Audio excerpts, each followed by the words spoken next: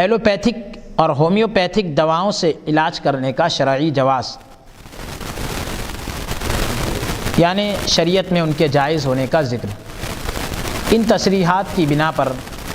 میں یہ کہتا ہوں کہ ایلوپیتھک اور ہومیوپیتھک دواؤں سے علاج کرنا جائز ہے۔ ایلوپیتھک کی جو مائع دوائیں ہوتی ہے، یعنی جو بہنے والی پتلی جو دوائیں ہوتی ہے اور شربت ہوتے ہیں، ان میں الکحل کی معمولی مقدار ملی ہوئی ہوتی ہے، اور ہومیوپیتھک دواؤں میں بھی الکحل کی آمیزش یعنی ملاوٹ ہوتی ہے۔ اور دوا کی جتنی خوراک پی جاتی ہے جو عموماً چائے کے 2 چمچے کے برابر ہوتی ہے، اگر یہ 2 چمچے صرف الکحل ہوتی تو بھی یہ نشہ آور نہیں ہے، جبکہ الکحل خمر نہیں ہے، الکحل انگور کے کچے شیرے سے بنایا ہوا نہیں، اور اس 2 چمچے کی مقدار میں الکحل کے چند قطرے ہوتے ہیں،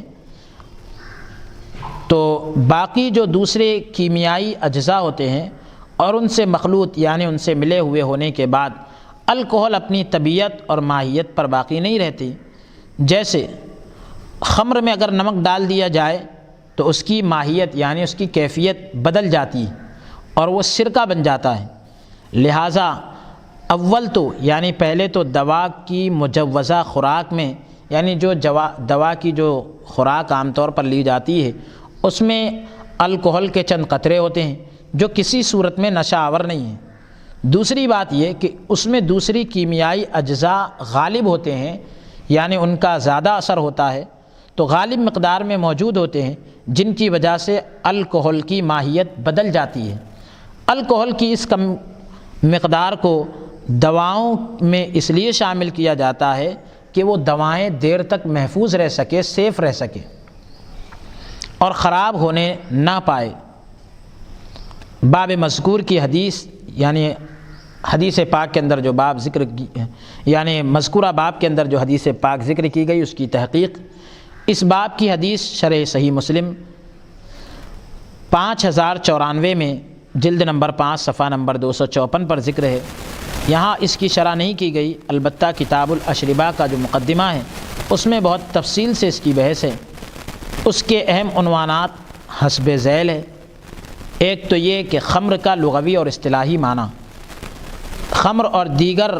نشہ آور مشروبات کے متعلق مذاہب فقہا، خمر اور دیگر مشروبات کے متعلق امام ابو حنیفہ کا نظریہ، غیر خمر نشہ آور مشروبات کی قلیل مقدار کے جواز پر قرآن مجید سے استدلال، یہ عنوانات ذکر کر رہے ہیں۔ غیر خمر نشہ آور مشروبات کی قلیل مقدار کی حلت کے متعلق احادیث، جن مشروب کی تیزی سے نشہ کا خدشہ ہو یعنی ڈر ہو، اس میں پانی ملانے کے بعد اس کو پینے کا جواز یعنی اس کے پینے کے جائز ہونے کی بات۔ جس مشروب کی کثیر مقدار نشہ آور ہو اس کی قلیل مقدار کے حلال ہونے پر فقہائے احناف کے دلائل، نبیذ کی تعریف، تھوڑی مقدار، مشروب کی کثیر مقدار یعنی زیادہ مقدار اگر نشہ آور ہو تو اس کی تھوڑی مقدار کے حلال ہونے پر فقہائے احناف کے دلائل، نبیذ کی تعریف اور اس کا حکم۔ اور پھر کہہ رہے ہیں کہ نبیذ شدید کے حلال ہونے پر فقہائے احناف کے دلائل، یعنی جس میں تیزی پیدا ہو اس کے تعلق سے